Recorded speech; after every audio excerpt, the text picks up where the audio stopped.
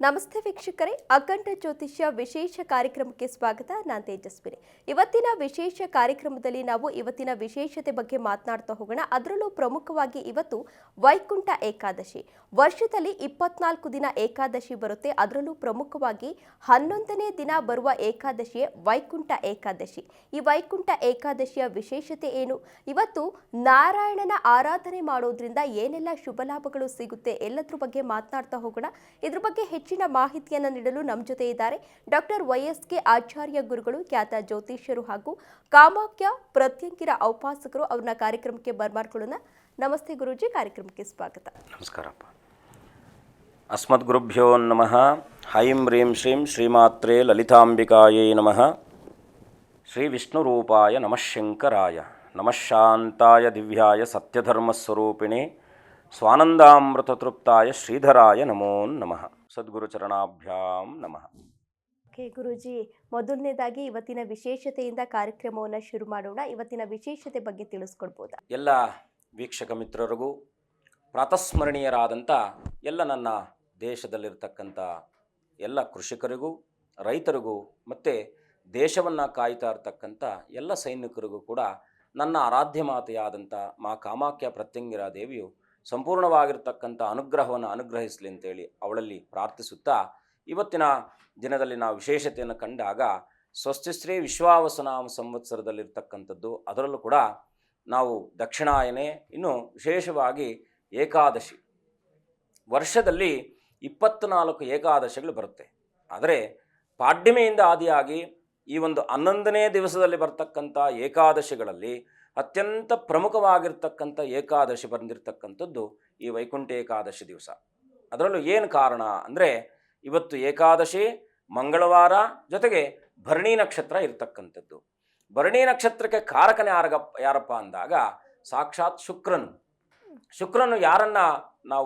ಶುಕ್ರನನ್ನು ನಾವು ಕಾಣಬೇಕಾದ್ರೆ ಯಾರನ್ನು ಪ್ರಾರ್ಥಿಸಿದರೆ ಶುಕ್ರದಶೆಯಲ್ಲಿ ಅಥವಾ ಮಂಗಳಮಯವಾದಂಥ ದಶೆಯಲ್ಲಿ ನಾವು ಶುಭಪ್ರದವಾದಂಥ ಫಲಗಳನ್ನು ಕಾಣ್ತೀವಿ ಅಂದರೆ ಮಹಾಲಕ್ಷ್ಮಿಯನ್ನು. ಹಾಗಾಗಿ ಶುಕ್ರನ ನಕ್ಷತ್ರ ಹೇಗೆ ಅದ್ಭುತವಾದಂಥ ಸುದಿನ ಅಂದರೆ, ಇವತ್ತಿನ ದಿನಕ್ಕೆ ಅಧಿಕಾರಕನಾಗಿರ್ತಕ್ಕಂಥವನು ಕುಜನಾದರೆ, ಇವತ್ತಿನ ತಿಥಿಗೆ ಅಧಿಕಾರಕನಾಗಿರ್ತಕ್ಕಂಥವನು ಸಾಕ್ಷಾತ್ ನಾರಾಯಣನಾದರೆ, ನಕ್ಷತ್ರಕ್ಕೆ ಕಾರಕನಾಗಿರ್ತಕ್ಕಂಥವನು ಮಹಾಲಕ್ಷ್ಮಿ ಸ್ವರೂಪನಾಗಿರ್ತಕ್ಕಂಥ ಶುಕ್ರನು. ಹಾಗಾಗಿ ಈ ಮೂರರ ಸಂಯೋಜನೆ ಇವತ್ತಿನ ದಿವಸ ವೈಕುಂಠ ಏಕಾದಶಿ. ಯಾಕಂದರೆ ನಾವು ಪುಣ್ಯತಮವಾದಂಥ ಕಾರ್ಯಾದಿಗಳಲ್ಲಿ ಇವತ್ತಿನ ದಿನವನ್ನು ಅತ್ಯದ್ಭುತ ದಿನ, ಪರ್ವಕಾಲ ದಿನ ಅಂತ ಕರಿತೀವಿ. ಒಂದೊಮ್ಮೆ ಓಂ ನಮೋ ನಾರಾಯಣಾಯ, ಓಂ ನಮೋ ಭಗವತೆ ವಾಸುದೇವಾಯ ಅಂತಕ್ಕಂಥ ಅಷ್ಟಾಕ್ಷರ ದ್ವಾದಶಾಕ್ಷರಗಳ ಮಂತ್ರಗಳನ್ನು ಇವತ್ತಿನ ದಿವಸ ನಿರಂತರವಾಗಿ ಜಪಿಸೋದ್ರಿಂದಲೂ, ಇನ್ನು ವೈಕುಂಠ ಏಕಾದಶಿ ಅಂದರೆ ಉಪವಾಸ ಅಂತಕ್ಕಂಥದ್ದು ನಾವೆಲ್ಲರೂ ಕೂಡ ಕಂಡುಕೊಂಡಿರ್ತಕ್ಕಂಥದ್ದು. ಹಾಗಾಗಿ ಎಲ್ಲರಿಗೂ ಕೂಡ ತಿಳಿದಿರ್ತಕ್ಕಂಥ ವಿಚಾರವೂ ಕೂಡ ವೈಕುಂಠ ಏಕಾದಶಿ ದಿವಸ ಉಪವಾಸವನ್ನು ಆಚರಣೆ ಮಾಡಬೇಕು ಅಂತ. ಉಪ ಅಂದರೆ ಏನು, ವಾಸ ಅಂದರೆ ಏನು ಅಂತಕ್ಕಂಥದ್ದನ್ನ ಮುಂದಿನ ಭಾಗದಲ್ಲಿ ತಿಳ್ಕೊಳ್ಳೋಣ. ಹಾಗಾಗಿ ನೀವು ಇವತ್ತಿನ ದಿವಸ ಮಾಡಬೇಕಾಗಿರ್ತಕ್ಕಂಥದ್ದು ಏನಪ್ಪ ಅಂದರೆ, ಯಾಕಂದರೆ ದೇವಸ್ಥಾನಕ್ಕೆ ಹೋದಾಗ ನಾವು ಬರೀ ಕೈಯಲ್ಲಿ ಹೋಗಲೇಬಾರ್ದು, ಯಾವುದೇ ಕಾರಣಕ್ಕೂ ಹೋಗಬಾರ್ದು. ನೀವು ಇವತ್ತು ಇನ್ನೊಂದು ವಿಶೇಷತೆ ಏನಪ್ಪ ಅಂದರೆ, ಬಿಲ್ವಪತ್ರೆ, ತುಳಸಿ ಇವೆರಡರನ್ನು ಕೂಡ ಸಂಯೋಜನೆ ಮಾಡಿ, ಹರಿಹರರ ಸಂಯೋಜನೆಯನ್ನು ಮಾಡಿಕೊಂಡು ನೀವು ತಗೊಂಡೋಗಿ, ಯಾಕಂದರೆ ಭಗವಂತ ಸ್ಥಿತಿಕರ್ತನಾಗಿರ್ತಕ್ಕಂಥ ನಾರಾಯಣನು, ಮೋಕ್ಷಕರ್ತನಾಗಿರ್ತಕ್ಕಂತಹ ಮಹಾವಿಷ್ಣು, ಅದರಲ್ಲೂ ಕೂಡ ವೆಂಕಟೇಶ್ವರನಿಗೆ ಬಿಲ್ವಾರ್ಚನೆ ಅತ್ಯಂತ ಒಂದು ಪ್ರೀತಿ ಪಾತ್ರವಾಗಿರ್ತಕ್ಕಂಥದ್ದು. ಹಾಗಾಗಿ ತುಳಸಿಯುಕ್ತವಾಗಿ ಬಿಲ್ಲುಪತ್ರೆಯನ್ನು ಭಗವಂತನಿಗೆ ಇವತ್ತಿನ ದಿವಸ ಅರ್ಪಣೆ ಮಾಡಿ ನಿಮ್ಮ ಎಲ್ಲ ಪ್ರಾರ್ಥನೆಗಳನ್ನು ಮಾಡ್ಕೊಳ್ಳಿ, ಖಂಡಿತ ಶುಭವಾಗುತ್ತೆ. ಓಕೆ ಗುರೂಜಿ, ಇವತ್ತಿನ ವಿಶೇಷತೆ ಬಗ್ಗೆ ತಿಳಿಸ್ಕೊಟ್ರಿ. ಇದೀಗ ವೈಕುಂಠ ಏಕಾದಶಿ ಹಾಗೂ ವೈಕುಂಠ ದ್ವಾರದ ಮಹತ್ವದ ಬಗ್ಗೆ ತಿಳಿಸ್ಕೊಡ್ಬೋದಾ? ಖಂಡಿತಪ್ಪ. ಯಾಕೆ ಅಂದರೆ ನಾವು ಯಾಕೆ ಮಹಾದ್ವಾರ ಅಂತ ಕರಿತೀವಿ, ಮುಖ್ಯದ್ವಾರ, ಮಹಾದ್ವಾರ ಅಂತ ಕರಿತೀವಿ. ಇದಕ್ಕೆ ನಾವು ವೈಕುಂಠ ದ್ವಾರ ಅಂತ ಕರಿತೀವಿ. ಮುಖ್ಯವಾಗಿ ನಾವು ಮೊದಲನೇದಾಗಿ ತಿಳ್ಕೊಳ್ಬೇಕಾಗಿರತಕ್ಕಂಥದ್ದು ವೈಕುಂಠ ಏಕಾದಶಿ ಅಂದ್ರೆ, ವೈಕುಂಠ ಅಂದ್ರೆ ನಮ್ಮ ಕಲಿಯುಗದಲ್ಲಿ ವೈಕುಂಠ ಒಡೆಯನನ್ನ ಸಾಕ್ಷಾತ್ ತಿರುಪತಿ ವೆಂಕಟರಮಣನನ್ನ ನಾವು ವೈಕುಂಠ ಒಡೆಯ ಅಂತ ಕರಿತೀವಿ. ನಾರಾಯಣ ಅಂತಕ್ಕಂಥದ್ದು ನರನ ಎಲ್ಲ ಭಾವನೆಗಳನ್ನ ಅರ್ಥ ಮಾಡ್ಕೊಂಡಿರ್ತಕ್ಕಂಥವನು ಯಾರಪ್ಪ ಅಂದ್ರೆ ಅದು ಸಾಕ್ಷಾತ್ ಮಹಾವಿಷ್ಣುವಂತೆ. ಹಾಗಾಗಿ ಆ ಮಹಾವಿಷ್ಣುವಿನ ಮತ್ತೊಂದು ಅವತಾರದಲ್ಲಿರ್ತಕ್ಕಂಥವನೇ ಸಾಕ್ಷಾತ್ ವೆಂಕಟೇಶ್ವರ, ಕಲಿಯುಗದ ಒಡೆಯನಾಗಿರ್ತಕ್ಕಂಥವನು. ಆಪದ ಮುಕ್ಕಲವಾಡ, ಅನಾಥ ರಕ್ಷಕ, ಗೋವಿಂದ ಗೋವಿಂದ ಅಂತೀವಿ ನಾವು. ಅಂದ್ರೆ ಆಪದ ಮುಕ್ಕಲವಾಡ, ಅನಾಥ ರಕ್ಷಕ, ಗೋವಿಂದ ಅಂತಕ್ಕಂಥದ್ದು ಅಂದ್ರೆ ಎಲ್ಲವನ್ನು ಕೂಡ ನಮ್ಮ ಬದುಕು ತುಂಡರಿಸಿರ್ತಕ್ಕಂಥ ಬದುಕನ್ನ ಸಂಯೋಜನೆ ಮಾಡಿ ಒಂದು ಮುದ್ದೆ ಮಾಡಿ ಆಕಾರವನ್ನು ಕೊಡ್ತಕ್ಕಂಥ ಶಕ್ತಿ ನಾರಾಯಣನಿಗಿರ್ತಕ್ಕಂಥದ್ದು. ಹಾಗಾಗಿ ವೈಕುಂಠ ದ್ವಾರ, ವೈಕುಂಠ ಅಂದ್ರೆ ನಮ್ಮ ಬದುಕನ್ನ ಯಾವಾಗ ಸುಸಮಾನವಾಗಿ, ಸುಭದ್ರವಾಗಿ, ಶುಭಪ್ರದವಾಗಿ ಬದುಕನ್ನ ನಾವು ಕಾಣ್ತಾ ಇರ್ತೀವೋ ಅದೇ ನಮ್ಗೆ ನಿಜವಾದ ವೈಕುಂಠ. ದಾಸಶ್ರೇಷ್ಠರು ಕೂಡ ಹೇಳಿದ್ದಾರೆ, ಅಲ್ಲೆಲ್ಲೋ ಇಲ್ಲ ವೈಕುಂಠ, ಇಲ್ಲೇ ಇದೆ. ನರಜನ್ಮ ಬಂದಾಗ, ನಾಲಿಗೆ ಇದ್ದಾಗ ನಾರಾಯಣನ ಸ್ಮರಣೆ ಅತಿಶ್ರೇಷ್ಠವಾದದ್ದು ಅಂತೇಳಿ ದಾಸಶ್ರೇಷ್ಠರು ಹೇಳಿದ್ದಾರೆ. ಹಾಗಾಗಿ ನಾರಾಯಣ ಅಂತಕ್ಕಂಥ ಅಷ್ಟಾಕ್ಷರ ಮಂತ್ರ ನಮ್ಮ ಪ್ರಕೃತಿ ಮಡಲಲ್ಲಿರ್ತಕ್ಕಂಥದ್ದು ಅಷ್ಟ ದಿಕ್ಕುಗಳು. ಈ ಎಲ್ಲ ದಿಕ್ಕುಗಳಿಗೂ ಕೂಡ ಒಂದೊಂದು ಅಕ್ಷರದ ಮಹತ್ವ ದೇವತೆಗಳು ಅಂತಕ್ಕಂಥದ್ದು ನಾವೇನು ಕರಿತೀವೋ ಅವರೆಲ್ಲರನ್ನು ಕೂಡ ತನ್ನ ಸ್ವಾಧೀನದಲ್ಲಿ, ಯಾಕಂದ್ರೆ ಚಕ್ರಾಧೀಶನಾಗಿ ನಾರಾಯಣನು ಇವತ್ತಿನ ದಿವಸ ರಾಜ್ಯಭಾರವನ್ನು ಮಾಡ್ತಾ ಇರತಕ್ಕಂಥವನು. ಕಲಿಯುಗದಲ್ಲಿ ಅದರಲ್ಲೂ ಕೂಡ ಕಲಿಯುಗಕ್ಕೆ ಅಧಿಕಾರಕನಾಗಿರ್ತಕ್ಕಂಥವನು ಕಲಿಪುರುಷನು. ಕಲಿಪುರುಷ ಅಂದ್ರೆ ಯಾರು? ಮಾಯಾಕಾರಕನಾಗಿರ್ತಕ್ಕಂಥವನು. ಹಾಗಾಗಿ ಈ ವೈಕುಂಠದ ದಿನ ನಾವು ಮಾಡಬೇಕಾದದ್ದೇನು? ಮುಖ್ಯವಾಗಿ ವೈಕುಂಠದ ದ್ವಾರದ ನಾವು ಹೋದ್ವಿ, ಉತ್ತರ ದ್ವಾರದಲ್ಲಿ ವೈಕುಂಠ ದ್ವಾರದಲ್ಲಿ ಪ್ರವೇಶವನ್ನು ಮಾಡ್ಕೊಂಡು ಬಂದ್ಬಿಟ್ವಿ, ಮಾಡಿದ ತಕ್ಷಣ ನಮಗೆ ಪಾಪಗಳೆಲ್ಲ ವಿಮೋಚನೆ ಆಗುತ್ತಾ? ಖಂಡಿತ ಆಗುತ್ತೆ. ಆದ್ರೆ ನೀವು ಯಾವ ಭಾವನೆಯಲ್ಲಿ ಮಾಡ್ಬೇಕಲ್ಲಿ? ಉತ್ತಾರಣೋ ದುಷ್ಕೃತಃ ಪುಣ್ಯ ದುಸ್ವಪ್ನನಾಶನಃ ವೀರಃ ರಕ್ಷಣ ಸಂತೋ ಜೀವನ ಪರ್ಯವಸ್ಥಿತ ಅಂತೇಳಿ ಹೇಳುತ್ತೆ. ಯಾವ ಸಂಚಿತ ಕರ್ಮಾದಿಗಳನ್ನ ವಿಮೋಚನೆ ಮಾಡ್ಕೊಳ್ಳೋಕ್ಕೋಸ್ಕರವಾಗಿ ಸೈನ್ಸ್ ಕೂಡ ಹೇಳುತ್ತೆ, ಪ್ರತಿ 15 ದಿವಸಕ್ಕೊಮ್ಮೆ ನೀನು ಉಪವಾಸವನ್ನಿದ್ದಾಗ ನಮ್ಮ ದೇಹ ಕೃಷಿ ಆಗುತ್ತೆ ಅಂತಕ್ಕಂಥದ್ದು, ಎಲ್ಲ ವ್ಯಾಧಿಗಳು ಕೂಡ ವಿಮೋಚನೆ ಆಗ್ತಕ್ಕಂಥದ್ದು ಅಂತ ಹೇಳುತ್ತೆ. ಹಾಗಾಗಿ ಈ 11ನೇ ದಿವಸ ಪಾಡ್ಯಮೆಯಿಂದ ಪ್ರಾರಂಭವಾಗಿ 11ನೇ ದಿವಸಕ್ಕೆ ಬರ್ತಕ್ಕಂಥದ್ದು ಯಾವುದು? ಏಕಾದಶಿ. ಚಂದ್ರನು ಕೂಡ, ಯಾಕೆಂದ್ರೆ ಸೂರ್ಯನ ಸುತ್ತಾ ಇರ್ತಕ್ಕಂಥದ್ದು ನಾವೆಲ್ಲ ನಾವು ಅಸ್ಟ್ರಾಲಜಿಯಲ್ಲಿ ಕೂಡ ಅದನ್ನು ಕೂಡ ನಾವು ಅಂದ್ರೆ ಜ್ಯೋತಿಷದಲ್ಲೂ ಕೂಡ ನಾವು ಅದನ್ನೇ ನೋಡ್ಕೊಳ್ತೀವಿ.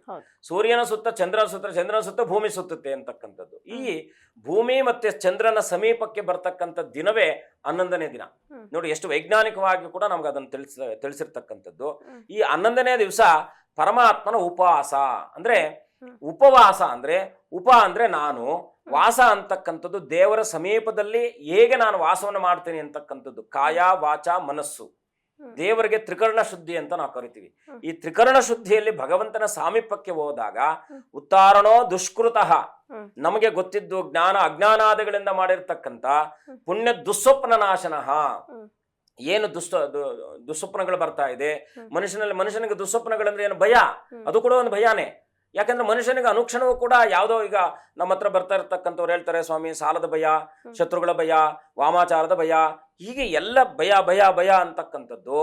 ದುಷ್ಕೃತಃ ಪುಣ್ಯ ದುಸ್ವಪ್ನ ನಾಶನಃ ವೀರಃ ರಕ್ಷಣ ಸಂತೋ ಜೀವನ ಪರ್ಯವಸ್ಥಿತ. ವೀರಾವೇಶದಿಂದ ಬದುಕುವಂತ ವ್ಯವಸ್ಥೆಯನ್ನ ಕಲಿಯುಗದ ಒಡೆಯನಾಗಿರ್ತಕ್ಕಂಥ ನಾರಾಯಣನು ಮಾಡ್ಕೊಡ್ತಾನಂತೆ. ಹಾಗಾಗಿ ಇವತ್ತು ಓಂ ನಮೋ ನಾರಾಯಣಾಯ ಅಥವಾ ಉತ್ತಾರಣೋ ದುಷ್ಕೃತಃ ಪುಣ್ಯ ದುಸ್ವಪ್ನ ನಾಶನ ಅಂತಕ್ಕಂಥ ಮಂತ್ರವನ್ನ ನಿರಂತರವಾಗಿ, ಯಾಕಂದ್ರೆ ಮಹಾವಿಷ್ಣು ಅಂದ್ರಲ್ಲಿ ವಿಷ್ಣು ಸಹಸ್ರನಾಮದಲ್ಲಿ ಬರ್ತಕ್ಕಂಥದ್ದು. ಯಾಕೆ? ಸಂಚಿತ ಜನ್ಮಾದಿಗಳಿಂದ ಮಾಡಿರ್ತಕ್ಕಂಥ ಪಾಪಾದಿಗಳನ್ನು ವಿಮೋಚನೆ ಮಾಡುವ ಸಲುವಾಗಿ ನಾವು ವಿಷ್ಣು ಸಹಸ್ರನಾಮವನ್ನು ಅನುದಿನವೂ ಕೂಡ ಪಾರಾಯಣ ಮಾಡಿ ಅಂತ ಹೇಳ್ತೀವಿ. ಈ ಉತ್ತರದ ದ್ವಾರದಲ್ಲಿ ಅದಕ್ಕೆ ವೈಕುಂಠ ದ್ವಾರ ಅಂತ ಕರಿತೀವಿ. ನೀವು ವೈಕುಂಠ ದ್ವಾರ ಪ್ರವೇಶ ಮಾಡ್ಕೊಂಡು ಬಂದ್ರ ಅಂದ್ರೆ, ವೈಕುಂಠ ಅಂದ್ರೆ ಏನು? ವೈಕುಂಠ, ಈ ವೈಕುಂಠಕ್ಕೂ ಏಕಾದಶಿಗೂ ಏನ್ ಸಂಬಂಧ? ನಾರಾಯಣನು ಸಾಕ್ಷಾತ್ ಅವತ್ತಿನಿಂದ ಯಾವ ಈಗ ಚಾತುರ್ಮಾಸದಲ್ಲಿ ಭಗವಂತನು ಇದಕ್ಕೆ ಬರ್ತಾನೋ, ಈಗ ವೈಕುಂಠದ ಬಾಗಿಲು ಇವತ್ತಿನ ದಿವಸ ತೆರೆದಿರುತ್ತೆ ಅಂತಕ್ಕಂಥದ್ದು. ಇನ್ನೊಂದೇನಪ್ಪ ಅಂದ್ರೆ, ಏಕಾದಶಿಯಲ್ಲಿ ಯಾರೇ ಅಪಮೃತ್ಯುಗಳನ್ನ ಸಂಭವಿಸಿದ್ರು ಕೂಡ ಈ ವೈಕುಂಠ ಈ ವರ್ಷದಲ್ಲಿ ಸಂಭವಿಸಿರ್ತಕ್ಕಂಥ ಏನೋ ಈಗ ಕಾಲಾನುಚಿತವಾಗಿ ಮರಣ ಹೊಂದಿರ್ತಾರಲ್ಲ, ಅವರೆಲ್ಲರಿಗೂ ಕೂಡ ಭಗವಂತನ ನಾಮಸ್ಮರಣೆಯಲ್ಲಿ, ಅದು ಕೃಷ್ಣ ಭಗವದ್ಗೀತೆಯಲ್ಲಿ ಏನ್ ಹೇಳಿದಾನೆ ಅಂದ್ರೆ, ತದ್ಭೃತ್ಯ ಪರಿಚಾರಕ ಭೃತ್ಯ ಇತಿಮಾಂ ಸ್ಮರಲೋಕನಾಥ ಅಂತ ಹೇಳಿದಾನೆ. ಯಾರು ನಾವು ಅಂತ್ಯಕಾಲದಲ್ಲಿ ಹೋಗ್ಬೇಕು ಅಂತಕ್ಕಂಥ ಆ ಸಂದರ್ಭದಲ್ಲಿ ನಾರಾಯಣ ಅಂದ್ರೆ ಸಾಕಂತೆ, ಅವ್ನು ಕಾಯ್ತಾ ಇರ್ತಾನಂತೆ ಕರ್ಕೊಳ್ಳಕ್ಕೆ, ಎಲ್ಲ ಪಾಪಾದಿಗಳನ್ನು ಕೂಡ ವಿಮೋಚನೆ ಮಾಡಿ, ಬಾರ ಮಗ ನೀನ್ ನನ್ನವನು ಅಂತ. ಅಷ್ಟು ನಾರಾಯಣನ ಕರುಣಾಪಾತ್ರನಾಗಿರ್ತಕ್ಕಂಥವನು. ಹಾಗಾಗಿ ಅವನ ಆರಾಧನೆ ಮಾಡೋದ್ರಿಂದ ಇವತ್ತು ನಮ್ಗೇನ್ ಸಿಗುತ್ತೆ ಅಂದ್ರೆ, ಇದರಲ್ಲಿ ಬಹಳ ಮುಖ್ಯವಾಗಿ ನಾವು ಗಮನಿಸಬೇಕಾದದ್ದು ಏನಪ್ಪಾ ಅಂದ್ರೆ, ನಾವು ಸೂರ್ಯೇಂದು ಭೌಮ ಬುಧವಾಕ್ಪತಿ ಕಾವ್ಯ ಸೌರಿ ಸ್ವರ್ಭಾನಕೇತ ದಿವಶತ್ ಪರಿಷತ್ಪ್ರದಾಹ ಅಂತೇಳಿ, ಸೂರ್ಯ ಚಂದ್ರ ನವಗ್ರಹಗಳು ಇದೆಲ್ಲ ದೋಷಾದಿಗಳು ನಮಗೆ ಕಾರಣಕರ್ತರೇ ನವಗ್ರಹಗಳು. ಈ ಕಾರಣಕರ್ತರಾಗಿರ್ತಕ್ಕಂಥ ಎಲ್ಲ ಆ ಒಂದು ಪಾಪಾದಿಗಳನ್ನು ಕೂಡ ಇವತ್ತಿನ ದಿವಸ ಒಂದು ದರ್ಶನ ಮಾಡೋದ್ರಿಂದ ಸೂರ್ಯೇಂದು ಭೌಮ ಬುಧವಾಕ್ಪತಿ ಕಾವ್ಯ ಸೌರಿ ಸ್ವರ್ಭಾನುಕೇತು ದಿವಶತ್ ಪರಿಷತ್ ಪ್ರಧಾನ ತ್ವದ್ದಾಸ ಚ ರಮಾವಧಿ ದಾಸ ದಾಸಾಹ. ಏನ್ ಹೇಳ್ತಾ ಇದೆ? ದಾಸನಾಗಿ ನೀನು ನನ್ನ ಹತ್ರ ಬಾ, ನೀನು ಅನನ್ಯವಾಗಿ ನನ್ನನ್ನು ನಂಬಿ ಬಾ, ನಿನಗೆ ನಾನು ನೋಡ್ಕೊಳ್ತೀನಿ ಅಂತ ಒಂದು ಮಂತ್ರಸಾರ. ಹಾಗಾಗಿ ಆ ಭಾವನೆಯಿಂದ ಇವತ್ತು ಹೋಗ್ಬೇಕು. ಅದರಲ್ಲೂ ಕೂಡ ಬಿಲ್ವಪತ್ರೆ ನಾವು ಆಗ್ಲೇ ಹೇಳಿದ್ವಿ, ಬಿಲ್ವಪತ್ರೆ ತುಳಸಿ ಎರಡನ್ನು ತಗೊಂಡು ಭಗವಂತನಿಗೆ ಅರ್ಪಣೆ ಮಾಡ್ಬೇಕು. ನೀವು ಅಲ್ಲಿ ಅವತ್ತಿನ ದಿವಸ ವಿಶೇಷವಾಗಿ ತುಂಬಾ ವಿಪರೀತವಾದಂತ ಕ್ರೌಡ್ ಇರುತ್ತೆ, ಆದ್ರೂ ಕೂಡ ಸನ್ನಿಧಾನಕ್ಕೆ ತಗೊಂಡು ಹೋದ್ರೆ ಸಾಕು. ಅಲ್ಲಿ ಯಾಕಂದ್ರೆ ಅಲ್ಲೊಂದು ಜಾಗ ಇಟ್ಟಿರ್ತಾರೆ. ನಾವು ಇವಾಗ ಎಲ್ಲೋ ಒಂದು ಜಾಗದಲ್ಲಿ ಏನೋ ಇಟ್ಟಾಗ ಒಂದು ತಗೊಂಡೋಗಿ ನಾವು ಅದಕ್ಕೆ ಹಾಕ್ತಿವಿ. ಯಾಕೆ ಹಾಕ್ತಿವಿ ಅಂದ್ರೆ ಅಲ್ಲಿ ಆ ಕರ್ಮಾದಿಗಳನ್ನ ಸ್ವೀಕಾರ ಮಾಡುವಂತ ಕರ್ಮದೇವತೆ ಬಂದು ಕೂತ್ಕೊಂಡಿರ್ತಾನೆ. ಅವತ್ತಿನ ದಿವಸ ಜಯ ವಿಜಯ ಅಂತಕ್ಕಂಥ ದ್ವಾರಪಾಲಕರು ನಾವು ಅವತ್ತಿನ ದಿವಸ ಹೋದಾಗ ಕರೀತಾರಂತೆ, ನೀವು ಬನ್ನಿ, ಪುಣ್ಯತಮವಾದಂಥ ಕಾರ್ಯಗಳು ಪಾಪಕರ್ಮಾದಿಗಳನ್ನು ನಿವಾರಣೆ ಮಾಡೋಕ್ಕೋಸ್ಕರವಾಗಿ ಬನ್ನಿ ಬನ್ನಿ ಬನ್ನಿ ಅಂತ ದ್ವಾರಪಾಲಕರು ಅವತ್ತು ಕರೀತಾರಂತೆ. ಬನ್ನಿ ನಾರಾಯಣನ ಒಂದು ದರ್ಶನ ಮಾಡ್ಕೊಂಡು ಹೋಗಿ ಅಂತ. ನಾರಾಯಣನ ದರ್ಶನ ಮಾತ್ರದಿಂದ ಅಷ್ಟು ಫಲ ಸಿಗ್ತಕ್ಕಂಥದ್ದಾಗುತ್ತೆ. ಹಾಗಾಗಿ ಇವತ್ತು ವೈಕುಂಠ ದ್ವಾರ ಅಂತಕ್ಕಂಥದ್ದು, ವೈಕುಂಠ ಅಂದ್ರೆ ನಾರಾಯಣನ ಕ್ಷೇತ್ರ. ಅದು ಯಾಕಂದ್ರೆ ಭಗವಂತ ಆದಿಶೇಷನಾಗಿ ಶೇಷಶಾಯಿನಾಗಿ ಅಲ್ಲಿರ್ತಕ್ಕಂಥ ಶಾಂತಾಕಾರಂ ಭುಜಗಶಯನಂ ಪದ್ಮನಾಭಂ ಸುರೇಶಂ ಅಂತೇಳಿ ಆ ಎಲ್ಲ ಶಂಕುಚಕ್ರದ ಗದಾಧಾರನಾಗಿರ್ತಕ್ಕಂಥ ನಾರಾಯಣನನ್ನ ಭಾವನಾತ್ಮಕವಾಗಿ ನಮ್ಮ ಮನಸ್ಸಿನ ಮುಖಾಂತರವಾಗಿ, ಭಾವನೆಗಳ ಮುಖಾಂತರವಾಗಿ ಪರಮಾತ್ಮನ ಸಮೀಪಕ್ಕೆ ಇವತ್ತಿನ ದಿವಸ ಪ್ರಕೃತಿಯ ಮಡಲಲ್ಲಿ ಅತ್ಯಂತ ಶ್ರೇಷ್ಠತಮವಾಗಿರ್ತಕ್ಕಂಥ ಪದಾರ್ಥಗಳಾದಂಥ ಏಕಬಿಲ್ವಂ ಶಿವಾರ್ಪಣಂ ಅಂತ ಕರಿತೀವಿ. ಹಾಗೆ ನಾರಾಯಣನು ಕೂಡ ಬಿಲ್ವಪತ್ರ ಪ್ರಿಯನ ನಾರಾಯಣನು. ಹಾಗಾಗಿ ಆ ನರನಾರಾಯಣರಲ್ಲಿ ಯಾವುದೇ ವಿಧವಾಗಿ, ಶಿವನಾರಾಯಣರಲ್ಲಿ ಯಾವುದೇ ಭೇದಗಳಿಲ್ಲ. ಆ ಎಲ್ಲ ಭೇದಗಳನ್ನ ಮರೆತು ತದೇಕ ಚಿತ್ತರಾಗಿ ಒಂದೇ ಮನಸ್ಸಿನಿಂದ ಇವತ್ತಿನ ದಿವಸ ನೀವು ಹೋಗಿ ದೇವರ ದರ್ಶನ, ಇವತ್ತು ಕೇವಲ ದರ್ಶನಕ್ಕೆ ಮಾತ್ರ ಸೀಮಿತವಾದಂಥ ಪರ್ವಕಾಲ. ನೀವನ್ನೇನು ಮಾಡಬೇಡಿ. ಓಂ ನಮೋ ನಾರಾಯಣಾಯ, ಓಂ ನಮೋ ವೆಂಕಟೇಶಾಯ, ಗೋವಿಂದ ಗೋವಿಂದ ಅಂತಕ್ಕಂಥ ಮಂತ್ರಗಳ ಉಚ್ಚಾರಣೆಯನ್ನು ಮಾಡಿಕೊಂಡು ನೀವು ದೇವರ ದರ್ಶನ ಹೋಗ್ಬೇಕು. ಲೈನಲ್ಲಿ ನಿಂತ್ಕೊಂಡಿರ್ತಾರೆ, ಮೊಬೈಲ್ ಮಾತನಾಡ್ತಾ ಇರ್ತಾರೆ, ಸಾಂಸಾರಿಕ ಬದುಕಿನ ವಿಚಾರಗಳನ್ನು ಮಾತನಾಡ್ತಾ ಇರ್ತಾರೆ. ಆದ್ರೆ ದೇವಸ್ಥಾನಕ್ಕೆ ಹೋಗ್ಬೇಕಾದ್ರೆ ಒಂದು ನಿಯಮ ಇದೆ. ದೇವಸ್ಥಾನಕ್ಕೆ ಹೋಗಿ ದೇವರ ಮನೆಯಿಂದ ಹೊರಟ ನಂತರದಲ್ಲಿ ದೇವಸ್ಥಾನಕ್ಕೆ ಹೋಗ್ಬೇಕಾದ್ರೆ ಮಧ್ಯದಲ್ಲಿ ಹೂವು ಎಲ್ಲ ತಗೊಂಡು ಹೋಗೋದಲ್ಲ, ಹೂವು ಹಣ್ಣು ಕಾಯಿಗಳೆಲ್ಲ ಏನೋ ಇವತ್ತಿನ ದಿವಸ ಅಲ್ಲೇ ಪಕ್ಕದಲ್ಲಿ ಇಟ್ಕೊಂಡಿರ್ತಾರೆ ಅಂತ ನಾವು ಇಲ್ಲಿಂದ ಕ್ಯಾರಿ ಮಾಡ್ಲಿಕ್ಕೆ ಆಗಲ್ಲ ಅನ್ನೋ ಒಂದು ಕಾರಣಕ್ಕೋಸ್ಕರವಾಗಿ ಅಲ್ಲೇ ಹೋಗಿ ನಾವು ತಗೊಂಡ್ಬಿಡ್ತೀವಿ. ಆದ್ರೆ ಅದು ಶಾಸ್ತ್ರಕ್ರಮದಲ್ಲಿ ನಿಷಿದ್ಧ. ಅದು ನೀವ್ ಏನು ಮಾಡ್ಬೇಕು, ಒಂದು ದೇವಸ್ಥಾನಕ್ಕೆ ಹೋಗ್ಬೇಕಾದ್ರೆ ಮನೆಗೆ ತಂದು ಮನೆಯಲ್ಲಿರ್ತಕ್ಕಂಥ ಶಕ್ತಿಯನ್ನು ಅದಕ್ಕೆ ತುಂಬಿ ನಮ್ಮ ನಕಾರಾತ್ಮಕ ಆದಂತ ಶಕ್ತಿ ಗುಣಗಳನ್ನ ಅದ್ರಲ್ಲಿ ಹಾಕಿ, ಯಾಕಂದ್ರೆ ಮನೆಯಲ್ಲಿ ಈ ತರ ಸಮಸ್ಯೆಗಳಿದ್ದಾವೆ. ಮನುಷ್ಯನನ್ನ ಪೀಡಿಸ್ತಾ ಇರ್ತಕ್ಕಂಥದ್ದು ಕರ್ಮಬಂಧನವಾಗಿ ಬಂದಿರತಕ್ಕಂಥ ಕರ್ಮಾದಿಗಳು ಪೀಡಿಸ್ತಾ ಇರುತ್ತೆ.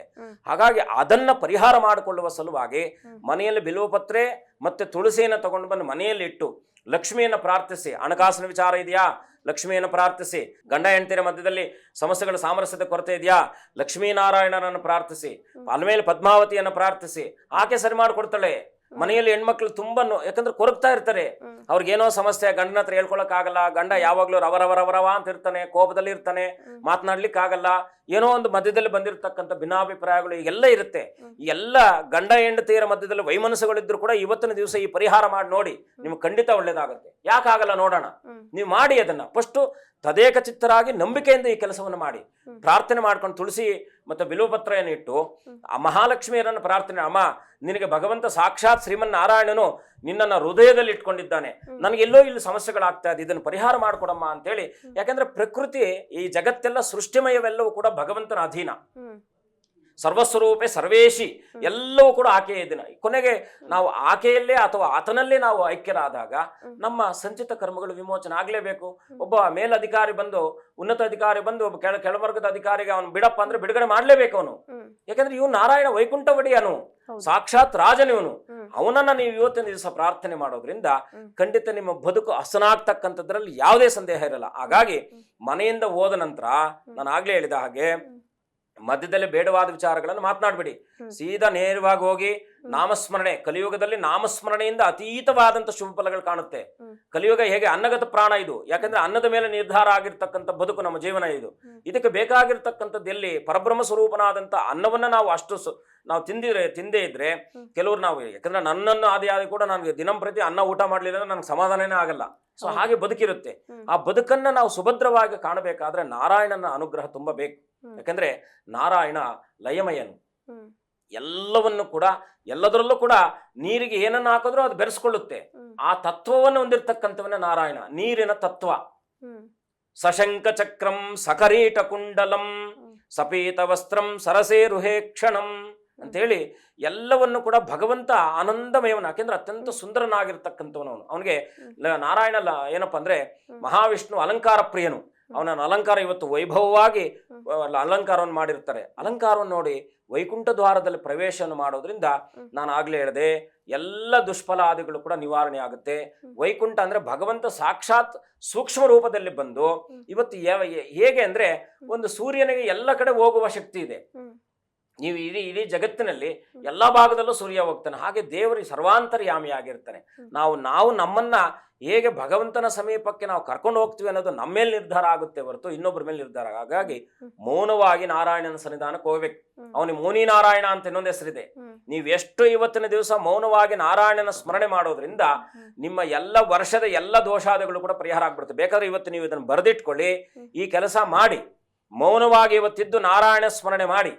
ಅಟ್ಲೀಸ್ಟ್ ನೀವು ದೇವಸ್ಥಾನಕ್ಕೆ ಹೋಗಿ ಬರೋ ತನಕನಾದ್ರೂ ಮೌನವಾಗಿದ್ದು ನೀವು ನಾರಾಯಣನ ನಾಮಸ್ಮರಣೆ ಮಾಡುತ್ತಾ ಅಷ್ಟಾಕ್ಷರ ಮಂತ್ರವನ್ನು ಜಪ ಮಾಡುತ್ತಾ ಓಂ ನಮೋ ನಾರಾಯಣಾಯ, ಓಂ ನಮೋ ವೆಂಕಟೇಶಾಯ ಅಂತೇಳಿ ಸನ್ನಿಧಾನಕ್ಕೆ ಬಂದ ನಂತರದಲ್ಲಿ ಸಾಧ್ಯವಾದ್ರೆ ಉಪವಾಸ ಇರ್ಲಿಕ್ಕೆ ಸಾಧ್ಯವಿದ್ದಂಥವರೆಲ್ಲರೂ ಕೂಡ ಪ್ರತಿ ಮಾಸದಲ್ಲೂ ಕೂಡ 2 ಏಕಾದಶಿಗಳು ಬರುತ್ತೆ. ಶುದ್ಧ ಏಕಾದಶಿ, ಬಹುಳ ಏಕಾದಶಿ ಅಂತಕ್ಕಂಥದ್ದು ಬರುತ್ತೆ.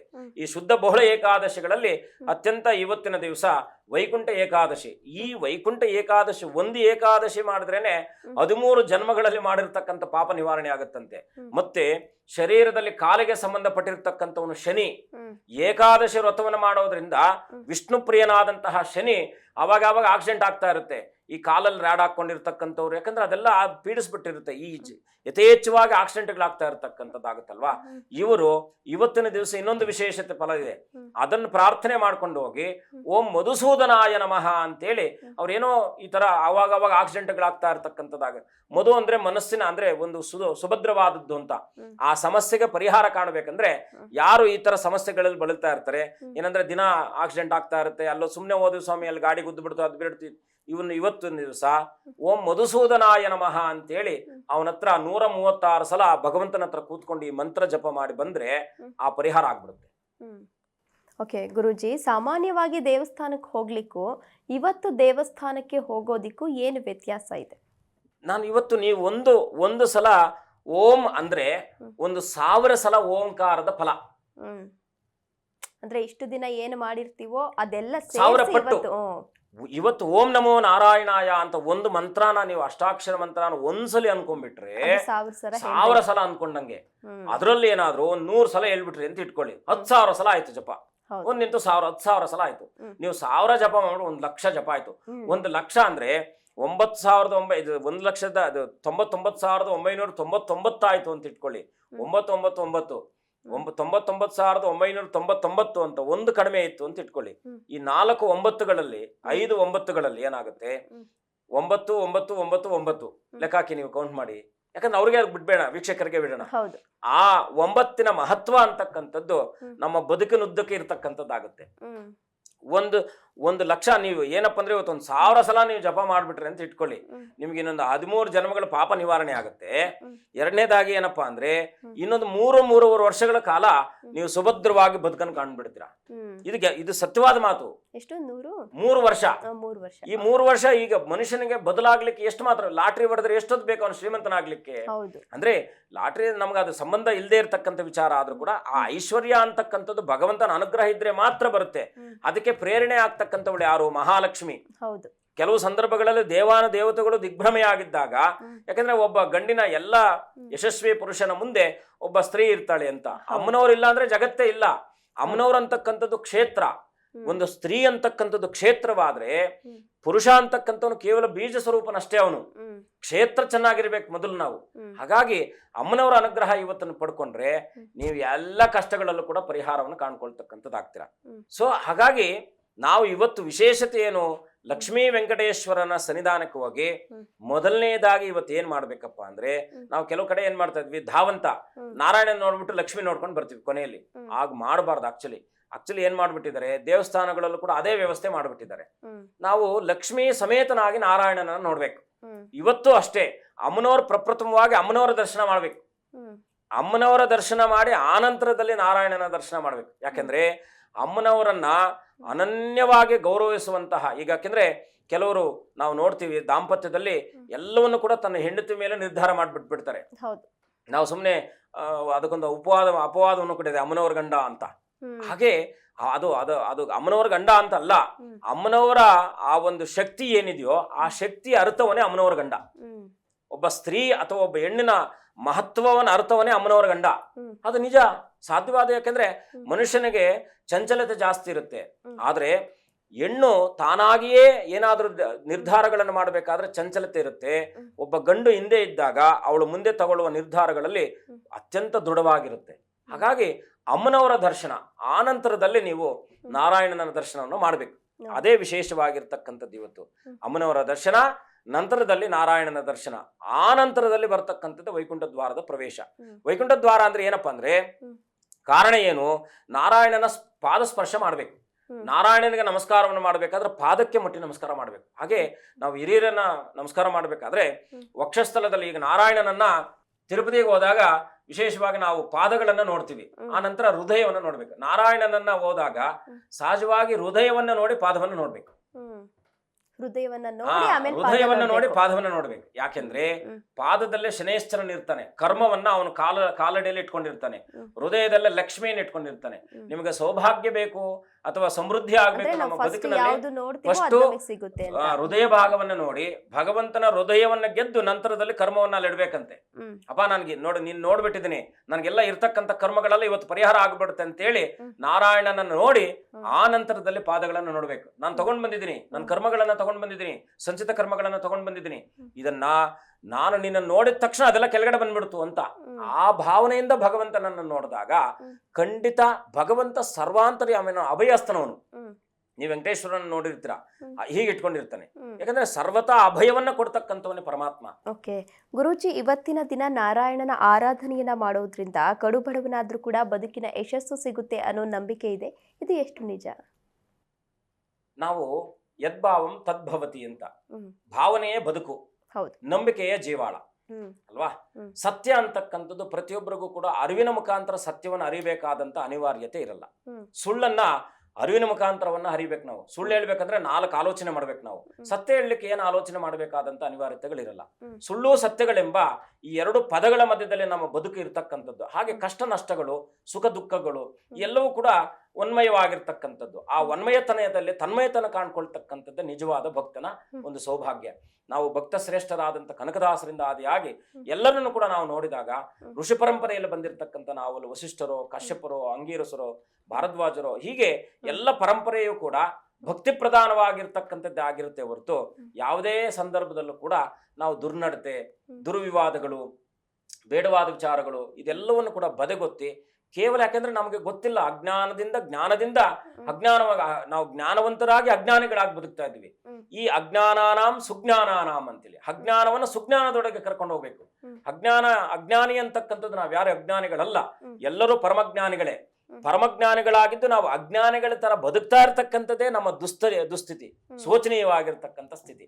ನಾವು ಸುಜ್ಞಾನಿಗಳಾಗಿ ಬದುಕೋಣ. ಬದುಕು ಎಲ್ಲರದು ನೋಡಿ, ನೀವು ಏನ್ ತಗೊಂಡ್ ಬಂದಿದ್ದೀರೋ ಅದೆಲ್ಲ ಕೂಡ ನಿಮ್ದೇ. ನೀವು ನಿಮ್ಮ ಹತ್ರ ಯಾರು ಕಿತ್ಕೊಳ್ಳಿಕ್ಕಾಗಲ್ಲ. ಆದ್ರೆ ಈ ಗ್ರಹಗಳು ಏನಂತಕ್ಕಂಥದ್ದು ಇದಾವೋ, ಆದಿತ್ಯಾದ ನವಗ್ರಹಗಳು ಅಂತ, ಈ 9 ಗ್ರಹಗಳು, ನಾನು ಆಗ್ಲೇ ಹೇಳಿದೆ ನವಕೋಟಿ ನಾರಾಯಣ ಅಂತ, 9 ರಂಧ್ರಗಳಿಗೆ 9 ಗ್ರಹಗಳ ಅಧಿಕಾರಗಳಾಗ್ತಾರೆ. ಅವರಿಂದ ಎಲ್ಲ ಇರ್ತಾರೆ. ಒಬ್ಬ ಸೈನ್ಯಾಧಿಪತಿ ಇದ್ರೆ ಸೈನ್ಯಾಧಿಪತಿಯಿಂದ ಎಲ್ಲ ಸೈನಿಕರು ಇರ್ತಾರೆ. ಹಾಗೆ ಕಮಾಂಡರ್ ಅಂತ ನಾವೇನ್ ಕರಿತೀವೋ ಅವರೆಲ್ಲ ಕಮಾಂಡರ್ ಮೀನ್ಸ್ ಗ್ರಹಗಳೇ. ನಮಗೆ ಕಮಾಂಡರ್ಸ್ ಯಾರಪ್ಪ ಅಂದ್ರೆ ಗ್ರಹಗಳು. ನಾವು ಅವರ ಅಧೀನದಲ್ಲಿ ಇದ್ದೀವಿ ನಾವು. ಹಾಗಾಗಿ ಈ ಎಲ್ಲರ ಅಧೀನಕ್ಕೆ ನಾವು ಒಳಪಟ್ಟಾಗ ಈ ಎಲ್ಲದರನ್ನು ಕಂಟ್ರೋಲ್ ಮಾಡ್ತಾ ಇರ್ತಕ್ಕಂಥ ನಾರಾಯಣ, ಈ ಶಕ್ತಿಯನ್ನು ಕಂಟ್ರೋಲ್ ಮಾಡ್ತಕ್ಕಂಥ ಇನ್ನೊಂದು ಶಕ್ತಿ ಇದೆ. ಆ ಶಕ್ತಿ ನಮಗೆ ಪರಾಶಕ್ತಿ ಅಂತ ಕರಿತೀವಿ. ಆ ಪರಾಶಕ್ತಿಯ ಪ್ರೇರಣೆಯಿಂದ ಜಗತ್ತು ಹಸನಾಗಿ ನಡೀತಾ ಇದೆ. ಯಾಕಂದ್ರೆ ಪಂಚಭೂತಗಳಲ್ಲಿ ನಾವೆಲ್ಲರೂ ಕೂಡ ಸಮಚಿತ್ತರು, ನಮ್ಗೆ ಯಾರು ಭೇದ ಭಾವಗಳಿಲ್ಲ. ಹಾಗಾಗಿ ಅಂತಹ ಈ ಮಹತ್ತರ ದಿನದಲ್ಲಿ ಇನ್ನೊಂದು ವಿಶೇಷತೆ ಏನಪ್ಪಾ ಅಂದ್ರೆ, ವೈಕುಂಠ ಏಕಾದಶಿ ಯುಕ್ತವಾಗಿ ಇನ್ನೊಮ್ಮೆ ಮುಂದಿನ ಸಂಚಿಕೆಗಳಲ್ಲಿ ಶ್ರೀನಿವಾಸನ ದರ್ಶನ, ಅದರಲ್ಲೂ ಕೂಡ ವೈಕುಂಠ ಒಡೆಯನಾಗಿರ್ತಕ್ಕಂಥ ತಿರುಪತಿಯ ದರ್ಶನದ ಬಗ್ಗೆ ಮುಂದಿನ ಸಂಚಿಕೆಗಳಲ್ಲಿ ತಿಳ್ಕೊಳ್ಳೋಣ. ಶುಭವಾಗಲಿ. ಓಕೆ, ಧನ್ಯವಾದ ಗುರೂಜಿ. ಕಾರ್ಯಕ್ರಮದಲ್ಲಿ ಭಾಗಿಯಾಗಿ ವೈಕುಂಠ ಏಕಾದಶಿಯ ವಿಶೇಷತೆ ಬಗ್ಗೆ ತಿಳಿಸ್ಕೊಟ್ಟಿದ್ದಕ್ಕಾಗಿ.